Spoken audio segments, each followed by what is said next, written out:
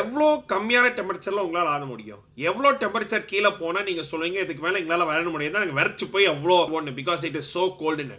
ஆனா அதையும் தாண்டி ஒரு கேம் இருக்கு. 1967 it was an NFL championship game between Dallas Cowboys and the Green Bay Packers up in Wisconsin. Dropped to -13 not Celsius, Fahrenheit, which is about -26 degrees Celsius, and அதையும் தாண்டி -33 wind speed அவ்வளோ அடிக்குது. யோசிச்சு பாருங்க எவ்வளோ குளிரா இருக்கும்னு for the players. fans யோசிச்சு பாருங்க அவ்வளோ குளிர்ல நிக்கணும். கையில மஃப்ளரு, குல்லா எல்லாத்தையும் போட்டு 52,000 people turned up that day to watch Packers beat the Cowboys. இந்த அளவுக்கு worst ஆச்சுன்னா ரெஃப்ரி விசில் ஊதரிச்சு வந்து got stuck to his mouth, try to take it out.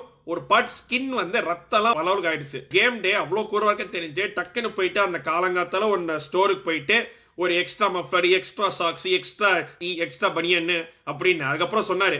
நான் ஒரு பவுண்ட் வெயிட் பண்ண மாதிரி இருந்துச்சு. அந்த அளவுக்கு that sort of a game, and the game turned out to be a very good one as well.